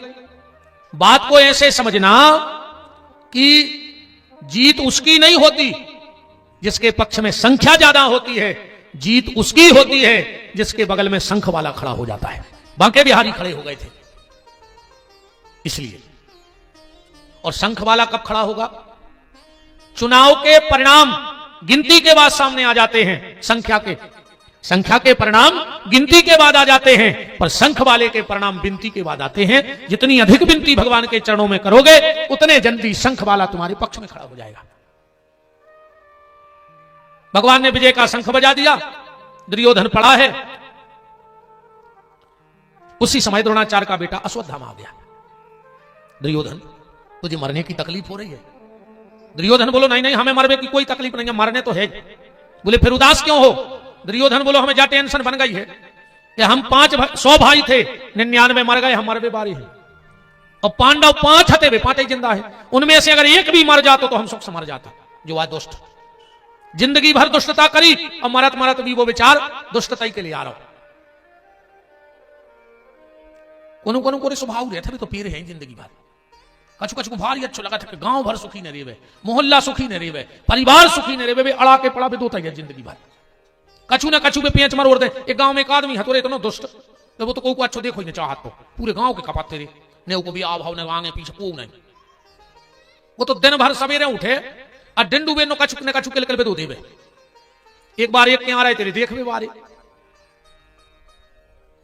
एक जने के देख भी बारी आ रहे थे। अब वो बन गई टेंशन कि सुनो यार भजन कर पाने जवाई के मेहमान आवे। तेरे तुक भी ऐसी बनी कि जवाई के रिश्तेदारों की जीप से रिश्तेदार उतरे, वो सामने भज्जा दिखा गए। मोड़ा को बाप तो कप गाओ रे कि बन गई भाई, सुने अपने मोड़ा है बुलाओ जल्दी 500 को दो के कक्का यार पाँव पाली को मान जाए। मोड़ा ने जल्दी 500 को लो, दौड़ के गौ कक्का लगा तो जीप में धरी पाँव पड़े। लगा और बेटा मेरे की ठीक हो गई। अब बताओ रिश्तेदार देख भी आए, कहा बेटा मेरे की ठीक हो गई। अब बताओ को कर रिश्तेदारी, सब रे लौट गए। तो कछु कछु के स्वभाव में बन जात जा बात कि वे अच्छो देखा ही नहीं सकत को। ऐसा ही दुर्योधन है। अरे सोच ले तो कि जो भाव स्वभाव कम से कम अब अंत ही में भगवान को नाव ले लाए, पर वो के दिमाग पे जब बात नहीं बैठी। अश्वत्थामा से कहा, अश्वत्थामा बहुत तकलीफ में हम उनमें से एक नहीं मारो। अश्वत्थामा बोलो कि तुमने खुदा गलती करी। बोले काय? बोले तुमने भीष्म पितामह पे भरोसा करो, वे उन्हीं की तरफ आहत है। तुमने कर्ण पे भरोसा करो, वो सको भज जाए। तुम हमारे पिताजी की कहो, द्रोणाचार्य की, तो वे भी सबसे ज्यादा अर्जुन को चाहते। अगर हमें सेनापति बनाया होता तो हम ये कई दिन में निपटा देते। दुर्योधन बोला अभी कुछ नहीं बिगड़ा, हमारे मरबे के पहले अगर एक भी मूल काट लिया हो पांडव की, हम मरबे के बाद ऋणी रहे। और रही बात सेनापति की, दुर्योधन ने अपने खून से तिलक कर दो, जाओ। पर जाको राखे साइया मार सके ना कोई, और बाल न बांको कर सके जो जग बेरी होए। भगवान जिसको बचाने का संकल्प ले लेते हैं, सारी दुनिया बैरी हो जाए, उसका बाल बांका नहीं कर सकती। कोई कुछ भी कर ले। और इसका सीधा सीधा सा बस एक उदाहरण ले लो। हनुमान जी जब लंका को कूदे समुद्र, तो कथा तो तुमने सब जाना था। एक सिंह का नाम की राक्षसी रहती हूं मैं। सुंदरकांठ में लिखो है, निश्चर एक सिंधु महराही, कर्माया नव के खग आही, जीव जंतु जे गगन उड़ाही, जल बिलोक तिनकी परछाई। पानी में छुपी रहती, जब कोनो ऊपर से उड़त तो वो की परछाई पकड़ लेती और उसको डुबो के और फिर छुप जाती। जब सिंह का क्या है, ईर्षा, जो हर आदमी के भीतर है। हमारे में भी रह रही, तुम्हारे में भी रह रही। ऐसो को नंजन के भीतर जब सिंह का ने हुए, उते की को खोने दिखाती, तो अपने भीतर की भी को खोने दिखा रही। निकरत कबे हती, जब को उड़त तो अपने भीतर की सिंह का कबे उड़त, कबे निकरत, जब को अपनो बारो उड़त है। और एक बहुत कड़वी बात सुन लो, बहुत कड़वी बात। आदमी ने तरक्की करी और सबसे पहले को दुश्मन को ये बताओ। दो चार घर बच जाएं बा, इन संतों के चरणों की कृपा जानी हो, पर बचत नहीं है। आदमी ने तरक्की करी और सबसे पहले विरोध में खड़ो हो जाए, तुम्हारे ज्यादा ईर्षाओं हो जाए। हाँ, तीन चीजें बड़ी दिक्कत में चल रही हैं भाई। तीन चीजों से आदमी को मोह खत्म होगा। तीन चीजों को आदमी पूछो नहीं चाह रहा हो। भज्जा भज्जा को देख के मर रहा हो और मेन जड़ बैठी जी। इनने ऐसे मंत्र फूके हैं, ऐसी संप्यार पड़ी है कि सांप को जहर तो उतर सका, मनो इनने जो कानों में भरो है वो नहीं उतर रहा भज्जा भज्जा के भीतर से। हाँ, कौन से मंत्र आ जाना तुमने हमें बता तो दिया आज कि तुम्हारी एक बार कैसे उन्हें मताई छोड़ दई, बाप छोड़ दो, सगो भज्जा छोड़ दो, रिश्तेदार छोड़ दे, अकेले तुम जो कह रही जी वो मान रहे। ने जी भागवत मान रहा है, ने जी रामायण मान रहा है, ने जी संतों की मान रहा है। पहले बहुत पहले गाना बनो तो जितनी चाबी भरी राम ने उतना चले खिलौना। अब ये सब फेल होगा इनके आगे। अब तो जितनी चाबी, जितनी ये चाबी भर रही हैं उतो आदमी चल रहा है। बोलो गलत तो नहीं है? तीन चीजों से बिल्कुल मोह खत्म होगा आदमी को। सबसे पहले गैया से। बताओ गैया बांधो चाहे रहो को घर में, राम है तो भजो। कुत्ता पोसे रे चूमा ले रहा है, कुत्तों के बड़े बड़े आदमी चूमा लेने लगी कुत्तों के। बताओ क्या कहां जा रहा हो समय है? सबसे पहले मोह खत्म होगा गैया से, दूसरों मोह खत्म होगा भैया से। हाँ, भैया से बिल्कुल मोह खत्म है। अगर जिठानी की दो ईंटें ऊपर हो गई छत की, देवरानी को ब्लड प्रेशर लो। अगर जिठानी की दो ईंटें ऊंची हो गई तो देवरानी की दो ईंटें ऊंची हो गई तो जिठानी को ब्लड प्रेशर हाई। ज्यादा ब्लड प्रेशर हाई निकाली लखवा लग जाए, सीधी सीधा मार जाओ, मार जाओ। हैं फिर हो तुम घल पाई हवा, इसे दूसरों को देख के जरो बरो ने मार जाओ। तो आज महाराज जी बैठ गए मुझ के बच जाओ तुम और आज ना हम बताओ थे भाई। फिर अब तो मुझको संकोचा है महाराज जी। गैया से, भैया से, ओ मैया से, बहु दद्दा से मोह नैया को तो सरकार ही कह रही हम दो हमारे दो, और बहु दद्दा को घर से निकाल दो। 17 मणियां पूजी दी कि एक लड़का हो जा तो नहीं, लड़का आओ जहां 2 से 4 भाई। मनो जा रहा आज को आदमी भगवान एक लड़का दे दे, एक लड़का दे दिखाए ना आड़ीदार के तुम्हें बुढ़ापे में कुछ रहे को, तुमसे जाजात बटे है को, खून की असुगर वाह है को। बताओ अच्छा एक नहीं मारे जा रहे हो। का है लड़कों के सुख? इतने से आने तो बैठी बता दे का है लड़कों के सुख? लड़का तुम्हारा जोनो कहाओ, जोनो को भी आओ नहीं भाओ। वो जब बात तुम्हारे अच्छे से जाना था, ऐसे जब मोड़ा घर से निकला थे दूल्हा बन के, तो जो मम्मी हरे भारी बलंगे लेते पता है जी का कहते, ये जाए कहते हैं कि पूतरा आ जाए नो के हो हमारे बेटा, माए से तो ऐसी महामाया मूड पे बैठ के यहाँ है कि हम तुम्हें बेरी लगन लगे नहीं है। अरे राम राम राम। महाराज जी अब एक माता जी आई हमारे पास, बोली गुरु जी हमारे पति दारू पी छुड़वा दे। हम कहीं तुम छुड़वा दे कि लगे हमारे कैसे नहीं छोड़ा, हम कहीं तुम्हारे कैसे बाबू छोड़ देंगे, दादा छोड़ दे, भज्जा छोड़ दे, सिसिया छुड़वा दे, विपिन बिहारी। जब तुमने सब छुड़वा दो तो दारू और छुड़वा दे, तो दारू छुड़वावे राजघाट में महाराज जी और हम हो रहे, और बाबू दादा छुड़वावे तुम हो रहे हैं। बताओ गैया, मैया और भैया, इन तीन से व्यक्ति का मोह खत्म हो गया। वो चाह ही नहीं रहा उनको। पूरी दुनिया बढ़ जाए तुम्हारा कोई दिक्कत नहीं है, पर सगो भैया ने बढ़ जाए ये पे तुम्हारे करेजे पे सांप लौट जाता। जबकि नीम करई जिन जानियो जाकी गैरी छाए, वो भैया बेरी ने जानियो जो बसे दाएं नहीं बाएं। अरे भैया ध्यान से सुन लियो, जो उनके पीछे तुम भैया छोड़ रहे हो, वह पत्नी घर के दरवाजे नुआ है। आखिरी में कंधा तो भज्जई लगा के मर घटा ले जी ने ले जे कंधा लगा के ध्यान रखियो। तुम जिंदा रहे हो तो तुम कंधा दे हो, और तुम मर जे हो तो सगो भज्जा तुम्हें कंधा दे के लेके जे है शमशान घाट नो आखिरी संग तो बोई कहाओ। इसे बिल्कुल भज्जा से बेन करियो अगर सुखी रहने हैं तो। भज्जा भज्जा होते यार। एक सुंदर एक मिनट का दृष्टांत रामायण का। जब आखिरी में राम जी वन से लौटे तो सबसे पहले कौन से मिले राम जी? प्रथम राम भेंटे कैकई। कैकई माता के पास गए भगवान, चरणों में प्रणाम किया कैकई को। कैकई ने जिस दिन से चित्रकूट से लौटी है, कैकई ने नजर नहीं उठाई ऊपर को। किसी ने कैकई से पूछा, माता तुम किसी को देखती क्यों नहीं हो? कैकई कहती हम किसे देखें, किसको देखें? मेरी हालत ऐसी हो गई है कि जिसके लिए सबको त्याग दिया उसने मुझे त्याग दिया। मैंने भरत के लिए सब कुछ त्यागा और भरत ने ही मुझे त्याग दिया, और जो मुझे अयोध्या में सबसे ज्यादा प्रेम करता था उसको मैंने अयोध्या से निकाल दिया। अब किसे देखूं? जो मुझे सबसे ज्यादा चाहता था अयोध्या में उसे मैंने निकाल दिया, और जिसको मैंने चाहा उसने मुझे त्याग दिया। अब किसको देखूं? और जब राम 14 साल बाद लौट कर आए, वो जो कैकई ने ऊपर को नजर उठाई और कहा, बेटा राम आ गए? हाँ मां, तुम्हारा राम लौट के आ गया। कैकई ने कहा, राम तुम मुझसे नाराज हो? किस बात पर? किस बात पर नाराज? बोले मैंने तुझे बंद दिया। राम, ये सारी दुनिया इस कैकई को पापिन कहती है।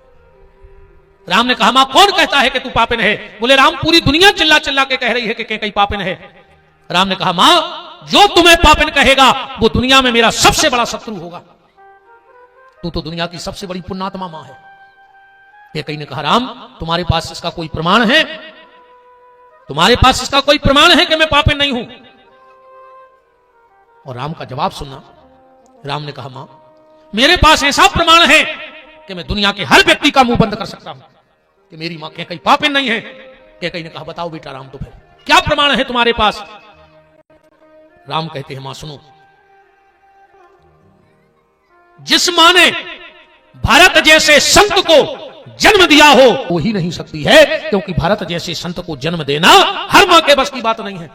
भारत जैसा बेटा जिस मां की कुख में आ जाए, भजन करने वाला बेटा जिस मां की कुख में आ जाए कि जननी जने तो भक्त जन के दाता के सूर, अबरना नारी बांझ रहे मती गमावे नूर।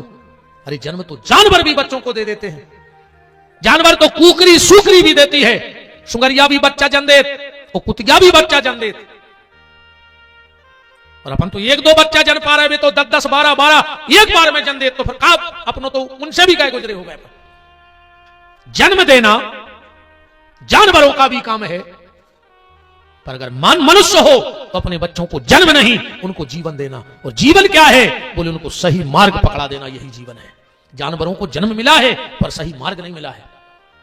और सही मार्ग क्या है? बिल्कुल सीधी सीधी बात समझो। रेलगाड़ी तुमने बनाई तो तुम्हारे हिसाब से चलती है, ये ट्रक जिसने बनाया वो उसके हिसाब से चलता है, कैमरा जिसने बनाया इनके हिसाब से चलता है, साउंड जिसने बनाया इंसान ने तो वो इंसान के हिसाब से चलता है। तो जो जिसने बनाया है वो उसके हिसाब से चल रहा है। तो जब हमें परमात्मा ने बनाया है तो हम परमात्मा के हिसाब से क्यों नहीं चल रहे हैं? हमें भी तो परमात्मा के हिसाब से चलना चाहिए कि नहीं चलना चाहिए? तो मां मेरे पास ये प्रमाण है, बात सिर्फ मैं भाई की कर रहा हूं। मां मेरे पास ये प्रमाण है कि जिस मां ने भरत जैसे संत को जन्म दिया हो वो मां पापिन हो नहीं सकती है। कैकई ने कहा, राम तो तू मुझे पुण्यात्मा मानता है? बोले हाँ मानता हूं। तो मैं तुझसे जो मांगूंगी क्या मिलेगा? बगल में भरत जी खड़े थे। भरत ने कहा, राजमाता कैकई। राम ने कहा, भरत उंगली नीची कर। राम बोले कि भरत मैं 14 साल के लिए अयोध्या छोड़ के क्या चला गया? तूने मेरे घर की मान मर्यादा सब मिटा दी। भरत जी तो चरणों में गिर पड़े। और एक बात और मेरी ध्यान से सुन लेना, तुम लोगों से मेरी हाथ जोड़ के प्रार्थना है, अगर कभी घर में विवाद हो तो तुम लोग मत बोलना, क्योंकि जब दो भाई झगड़ा करते हैं और बीच में उनकी पत्नियां बोलती हैं तो वो झगड़ा युद्ध में बदल जाता है। वो झगड़ा कभी कोई शांत नहीं कर सकता, क्योंकि भाई भाई के बीच में अगर तुम्हारी पत्नियां बोलती हैं तो समझ लेना कि उसमें पेट्रोल का काम चालू हो गया, अब बर्बाद हो जाओगे तुम। कभी भाई भाई में झगड़ा हो तो बीच में बच्चों को नहीं बोलना चाहिए, वो भाई भाई हैं, लड़ने दो, झगड़ने दो, वो एक हो जाएंगे। पर तुम कौन होते हो बीच में बोलने वाले? मैं बिल्कुल एक सत्य घटना बता रहा हूं, नाम तो नहीं लूंगा क्योंकि पूरी दुनिया मोबाइल के माध्यम से सुनती है। में विवाद हुआ, दो भाइयों में विवाद हुआ और बड़े भाई ने छोटे भाई को थप्पड़ मारा। बहुत ध्यान से समझ लो परिवार की स्थिति। बड़े भाई ने छोटे भाई को थप्पड़ मारा तो छोटे भाई के बेटे ने बड़े भाई को थप्पड़ मार दिया, बड़े पापा को। अब बड़े ने छोटे को मारा है तो जायज है, पर छोटे का बेटा बड़े बाप को मार दे तो नाजायज बात हो गई। तो जैसे ही छोटे भाई के बेटे ने थप्पड़ बड़े पिताजी को मारा तो छोटे भाई ने उचट के लात अपने बेटे की छाती में मार दी। मेरे होते हुए तू मेरे बड़े भाई को थप्पड़ मारेगा? धिक्कार है मेरे लिए, मुझे मर जाना चाहिए।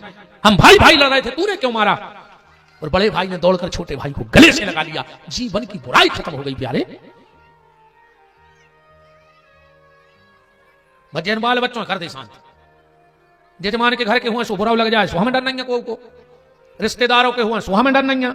अच्छे बैठा देना तुम जाओ जी कुल वाले आई हो सो।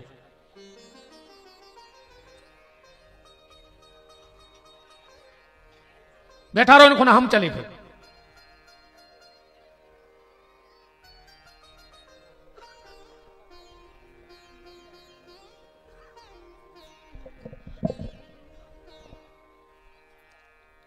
राम ने कहा भरत तूने मेरे कुल की मान मर्यादा मिटा दी। भरत जी चरणों में गिर पड़े। भैया आपने कितनी बड़ी बात बोल दी कि मैंने 14 साल में मान मर्यादा मिटा दी, मैंने क्या किया? और राम के शब्द सुनना। राम ने कहा भरत तुझे पता है हमारे कुल की मर्यादा है कि जब हमारे कुल में दो बड़े बात कर रहे हो तो छोटे को बोलने का अधिकार हमारे परिवार में नहीं था। जब मैं और मेरी माता बात कर रहे थे तो तू बीच में क्यों बोला? मेरी मां है, मुझसे मांग रही, मैं दूंगा, तू कौन होता है बोलने वाला? भरत जी दूर खड़े हो गए, भैया गलती हो गई। राम ने कहा मां मांगो क्या चाहती हो? ये राम आज भी देने को तैयार है। पूरी अयोध्या को पसीना आ गया। ऐसा ना हो कि कैकई फिर कह दे कि राम लौट जाओ। और ये पूरी अयोध्या जानती है कि अगर एक बार कैकई ने कह दिया राम वापस तो राम फिर किसी की नहीं मानेंगे, वापस चले जाएंगे। मांगो मां, ये राम देने को तैयार है, क्या चाहिए? कैकई ने आंखों में आंसू भर के कहा राम अगर मुझे देना है और तुम मुझसे नाराज नहीं है तो मेरा एक काम कर दे बेटा। बोले क्या? बोले इस भरत से मुझे एक बार मां कहलवा दे। 14 साल हो गए इस भरत ने मुझसे मां नहीं कहा है। जब भी मुझे बुलाता है तो कहता है आओ राजमाता कैकई आओ। राम ऐसे लगता है जैसे किसी ने गर्म सरिया हमारी छाती में घोंप दिया हो। बस एक बार इससे राम मां कहलवा दे। राम ये कान तरस गए हैं। भरत ने को बुलाया, कहा भरत अगर मैं तुझसे कुछ मांगू तो मिलेगा? भरत ने कहा भैया सब आपका है, सोच लेना भरत। भैया सब आपका है, सोच लेना भरत।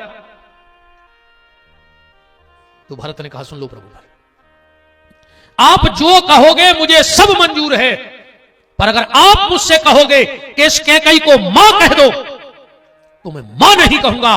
कैकई ने कहा बस राम, इसने मुझसे भली मां नहीं कहा है पर इसके मुंह सबसे मां तो निकल गया है। मुझे तो सुनना था कि ये मां कहता कैसे है। भले इसने मुझसे मां नहीं कहा, कैकई को मां नहीं कहूंगा, मेरे लिए यही बहुत बड़ी बात है। वशिष्ठ जी पहुंचे, जो मेन बात पे आपको पहुंचाना चाहता हूं आज की वर्तमान परिस्थिति पर। वशिष्ठ जी गए, बोले राघव बेटा चलो अब ये बलकल वस्तु उतारो, ये जटाएं सुलझाओ, अब तुम्हें राजा बनना है। राम ने कहा गुरुदेव मेरी बलकल वस्तु उतारे जाएं, मेरी जटाएं सुलझाई जाएं, उसके पहले मेरी इच्छा है कि मैं भारत के बलकल वस्तु उतार दूं, मैं भारत की जटाएं सुलझा दूं। वशिष्ठ ने कहा राम लगता नहीं कि भरत मानेगा। गुरुदेव एक बार बात करके देख लो। वशिष्ठ जी गए, बोले भरत रघुनंदन की ऐसी इच्छा है कि उनकी जटाएं सुलझें, उसके पहले वो तुम्हारी जटाएं सुलझाना चाहते हैं। भरत बोले हमें मंजूर तो है पर एक शर्त है। कौन सी शर्त है? बोले ये शर्त है कि ये काम भीतर नहीं होगा, सबके सामने बाहर होगा। स्टेज बनेगी, राम मेरी एक एक जटा सुलझाएंगे और पूरी अयोध्या देखेगी, तो मुझे मंजूर है। वशिष्ठ ने कहा राघव, भरत ऐसी ऐसी कह रहा है। बोले मुझे कोई दिक्कत नहीं है, और लोगों को बुलाओ, मैं सबके सामने भरत की जटाएं सुलझा दूंगा। एक बड़ा सा स्टेज बनाया गया, भरत बैठे हैं, राम जी एक एक जटा सुलझा रहे हैं, एक एक बाल। किसी ने भरत से कहा, भरत तुम्हें शर्म नहीं आई? तुम्हें शर्म नहीं आई? तुम राम जी से जटाएं सुलझवा रहे हो? भरत का जवाब सुनना।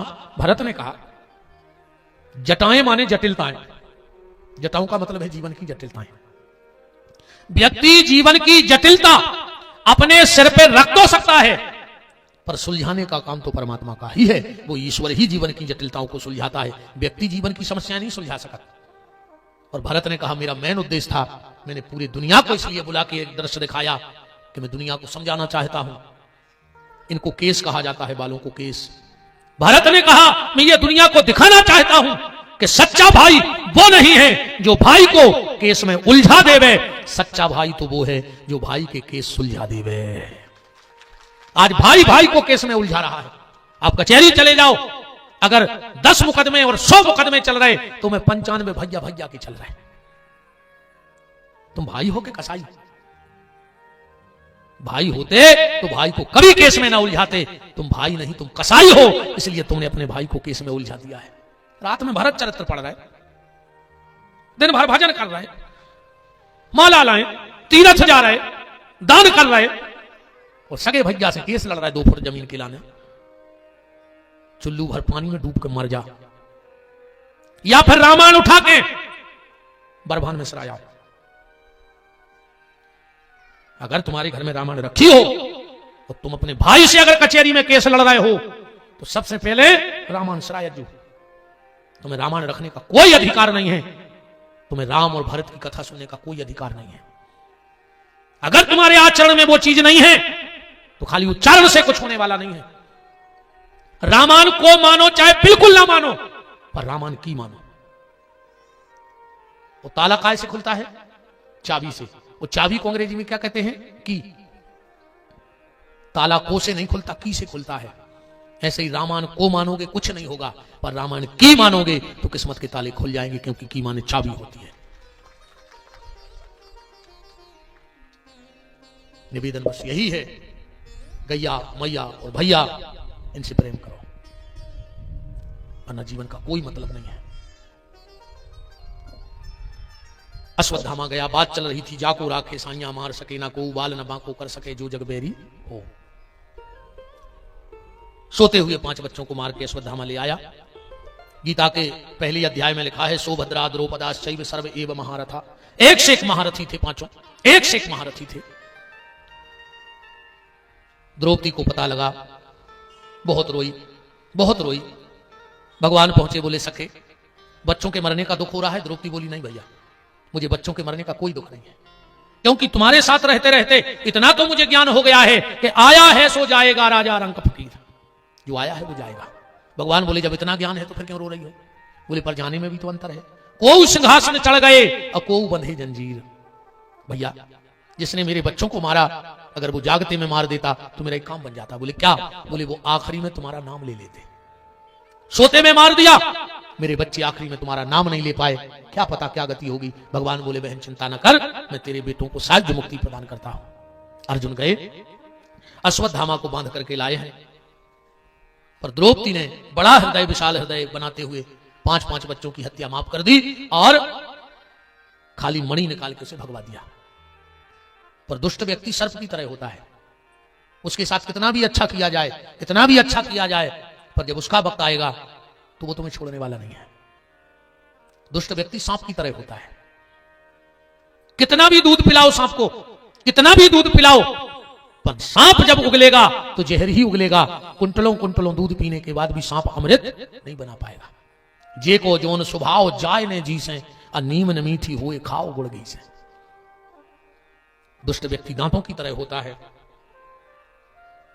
दांत में अगर तो कचड़ा फंस जाए तो जो जीव जब नु मान है ने जो निकालने दे, तुम कितना भूल के बहुत ये है, तुम भूलने की भी कोशिश करियो, पर वह जीव जे है उतना ही जहां कचड़ा है। और इन दांतों को जब मौका मिलत है ये तुरंत जीव को कतर खाते, जबकि जीव 24 घंटा इनकी मदद कर रही, पर ये दांत जब मौका मिले जब जीव को काटते। इसने उत्तरा के गर्भ में ब्रह्मास्त्र का प्रयोग कर दिया, जहां महाराज महाभागवत परीक्षित विराजमान है। और परीक्षित जी दुनिया के भक्तों में वो भक्त हैं, संसार में एक से एक संत, एक से एक भक्त वैष्णव हो गए, पर जो सौभाग्य महाराज परीक्षित को मिला वो शायद आज तक किसी को मिला हो। दुनिया में आने के बाद सबको भगवत प्राप्ति हुई, प्रहलाद को कम आयु में, ध्रुव को कम आयु में, पर जो सौभाग्य परीक्षित को है वो किसी को नहीं है। परीक्षित जी दुनिया में ही नहीं आए थे और मां उत्तरा के गर्भ में ही भगवत प्राप्ति हो गई थी, भगवान का दर्शन हो गया था। भगवान ने उत्तरा के गर्भ की रक्षा की। परीक्षित जी का जन्म हुआ, बड़ा मंगल जन्म महामहोत्सव मनाया गया और भगवान ने जाकर के कुरुक्षेत्र में भीष्म को परम गति प्रदान कराई है। कुंती माता के पास आए, कुंती माता ने भगवान से विपत्ति मांगी है। विपदा संतुना शाश्वत तत्र तत्र जगत गुरूर। हे कन्हैया, मैं तुझसे कुछ मांगू? भगवान बोले बुआ मांग, कम से कम आज तूने मुझसे कुछ मांगा तो। कुंती कहती है माधव, पहला वरदान ये दे दे कि तेरी माया आज मेरे बीच में न आए। भगवान बोले क्यों? बोले प्रभु, कई बार मेरे मन में तुम्हारे प्रति भगवत भाव बना, पर तुम्हारा हर बार पर्दा डाल देती है और तू मुझे अपना भतीजा लगने लगता है। मैं भूल जाती हूं कि तू भगवान है और फिर वही दुनिया की बात है। तो पहला वरदान तो ये दे दे कि आज मेरे और तेरे बीच में ये तेरी माया नहीं आएगी, ये पर्दा नहीं डालेगी। भगवान बोले बुआ मांग ले, आज मेरी माया कुछ नहीं करेगी बीच में। मांग क्या चाहती है? कुंती कहती है तो विपदा संतुना शाश्वत तत्र तत्र, मुझे विपत्ति दो और ऐसी दो जो जीवन में कभी ना जाए। क्यों? भगवान बोले बुआ पूरी जिंदगी विपत्ति भोगी, कल तेरा बेटा राजा बनने वाला है, सुख तेरे घर में आ रहा है, तुझे वो भी पसंद नहीं। कुंती कहती है कन्हैया, विपत्ति वो नहीं थी जो अभी तक है, विपत्ति तो परसों से आएगी। भगवान बोले जैसे ही मेरा बेटा राजा बनेगा तू सोचेगा कि बुआ हर प्रकार से खुश है और तू हमें छोड़ के चला जाएगा। विपत्ति तो वो है, विपत्ति ये नहीं है। और कुंती माता कहती है प्रभु ऐसी विपत्ति जीवन भर बनी रहे और ऐसो सुख हमें नहीं चाहिए। बोले कैसो? रहीम बाबा कहते हैं कि सुख के माथे सिल पड़े जो हरि हृदय से जाए। सुख के माथे सिल पड़े जो हरि हृदय से जाए, वो बलहारी बा दुख की जो पल पल नाम जपाए। वो विपत्ति जानो रे भैया, बंगला नैया, घोड़ा नैया, गाड़ी नैया, विपत्ति तो सुंदर कांठ में पढ़ो कि कहे हनुमंत विपत प्रभु सोई, और जब तब सुमरन भजन न होई।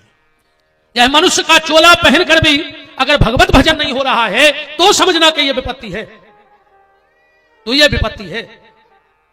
नाम जप नहीं हो रहा, साधु सेवा नहीं हो रही, गौ सेवा नहीं हो रही, राष्ट्र सेवा नहीं हो रही, दीन जन की सेवा नहीं हो रही, तो समझना कि विपत्ति है। कुंती ने विपत्ति मांगी, भगवान द्वारिका गए हैं।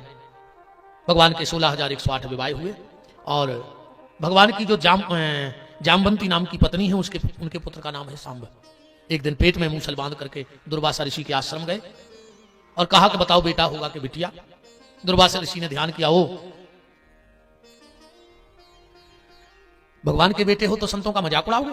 कहा जाओ ना बेटा होगा ना बेटी, एक मूसल होगा और इस मूसल से दुष्ट यदुवंशियों का नाश हो जाएगा।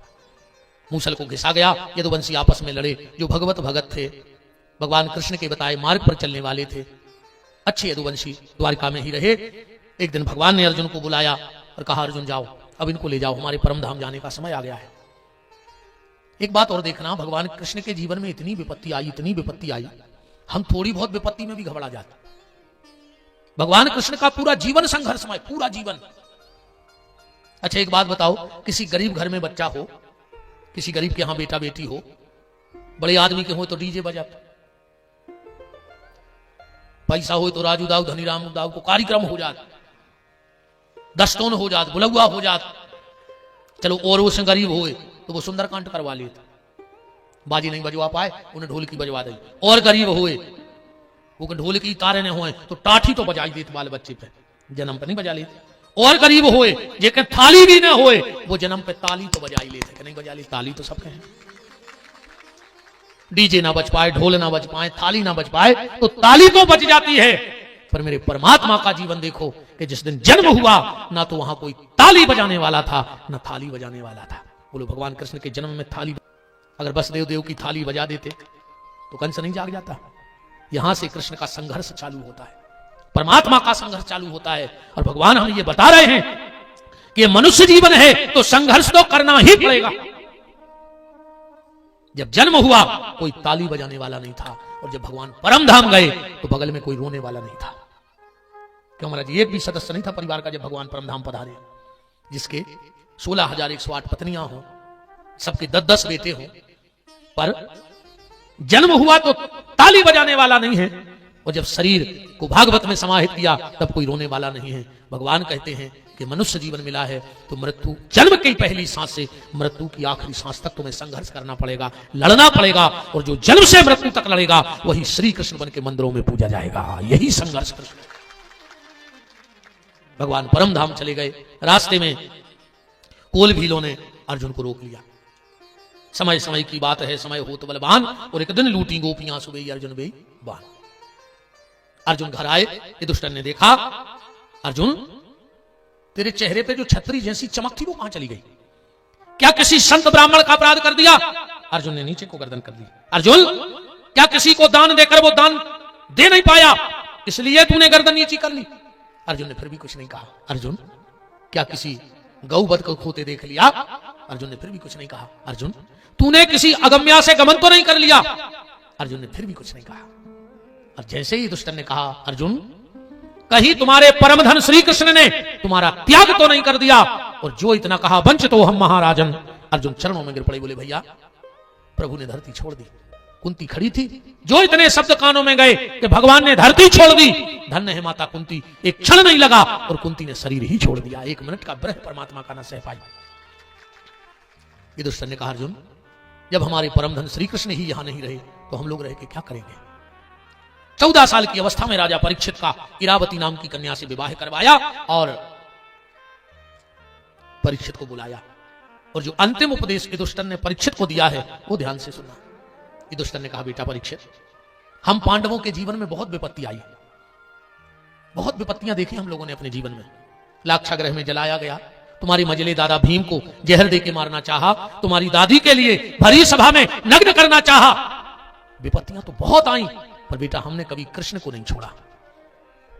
विपत्ति तो बहुत आई जीवन में, पर हमने कभी कृष्ण को नहीं छोड़ा। और तुम्हें मेरा अंतिम उपदेश यह है कि अब कृष्ण तो रहे नहीं, तो हमने विपत्ति में कृष्ण को नहीं छोड़ा। और तुम विपत्ति कितनी भी आए पर कृष्ण के नाम को मत छोड़ना, जप करना मत छोड़ना, भजन मत छोड़ना, तो वही वाक्य बिहारी तुम्हारे सारे संकट दूर कर देंगे।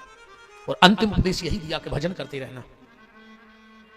और हम भी जब जाएं तो अपनी औलाद को यह शिक्षा देकर जाएं कि बेटा विपत्तियां आएंगी, बस 5 मिनट, विपत्तियां आएंगी, पर उन विपत्ति में कभी घबराना मत, कभी गलत रास्ता मत पकड़ लेना। संकट तो आएंगे, मनुष्य जीवन है तो संकट होगा, पर थोड़े से संकट से घबरा करके कभी कोई गलत मार्ग मत चुन लेना, क्योंकि आजकल का युवा थोड़ी से डिप्रेशन में जाता है और गलत रास्ते चुन लेता है। कोई शराब का सहारा ले लेता है, कोई गांजे का सहारा ले लेता है, और कहते क्यों? बोले थोड़ी सी टेंशन थी इसलिए पी ली। तो क्या टेंशन की दवा शराब है? टेंशन से दूर होना है तो शराब से मत जुड़ो। अगर टेंशन खत्म करनी है तो भगवान के सामने अटेंशन हो जाओ, भगवान के मंदिर में जाने लगो, टेंशन अपने आप खत्म हो जाएगी। शराब से तो तुम्हारी टेंशन खत्म नहीं होगी, पर पूरे परिवार की टेंशन बढ़ जाएगी। इसलिए कभी भी जीवन में संकट आए तो गलत रास्ता, अपने बच्चों को यह शिक्षा देना कि बेटा संघर्ष जीवन का दूसरा नाम है, पर कभी गलत रास्ते पे मत जाना। समय कभी किसी का एक सा नहीं होता, समय पलटी खाता रहता है, समय बदलता रहता है। अगर अभी दुख का समय है तो सुख का भी आएगा, और सुख का समय है तो ज्यादा इतराना नहीं, क्योंकि ये दोनों एक सिक्के के पहलू हैं। कब सिक्का पलटी खा जाए वो तुम्हारा दुख सुख में बदल जाए और सुख दुख में बदल जाए। पांडव स्वर्गारोहण को गए, परीक्षित जी गए और 4 जगह कलयुग को वास दिया है भेंट करके, और श्रमिक ऋषि के गले में सर्प डाला, श्रृंगी ऋषि ने श्राप दिया, गौरमुख नाम के शिष्य ने जाकर के परीक्षित जी को बताया। परीक्षित जी ने संपूर्ण राज्य का किया त्याग और गंगा के घाट पर चले हैं। अब हमारी भी इच्छा है कि 2 आशीर्वाद स्वरूप वचन पूज्य चरणों के हो जाएं, हम सबका जीवन धन्य हो जाए, हमें भी कुछ लाभ मिले, आपको भी लाभ मिले। मैं परम श्रद्धेय पूज्यपाद संत भगवान महंत श्री अनंत विभूषित 108 श्री नाम लेने की दृष्टा हम लोगों को करनी पड़ती है। परम श्रद्धेय पूज्य राधा रमण दास जी महाराज के चरणों में विनम्र निवेदन के 2 शब्द हम सबको धन्य करने के लिए। पूज्य महाराज श्री।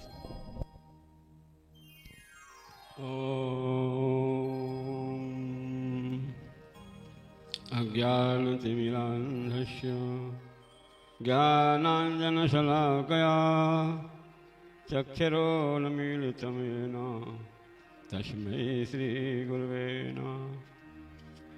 वाञ्छाकल्पतरुभ्यश्च कृपा सिन्धुभ्येव च पतितानां पावनेभ्यो वैष्णवेभ्यो नमो नमः। नमो महावदान्याय कृष्णप्रेमप्रदायते कृष्णाय कृष्णचैतन्य नामने गौरत्वसे नमः। हे कृष्ण करुणा सिंधो दीनबंधो जगतपते गोपेश गोपिका कांतो राधा कांत नमोस्तुते। तप्त कांचन गौरांगी श्री राधे वृंदावनेश्वरी वसुभानुसुते देवी प्रणमामि हरिप्रिये।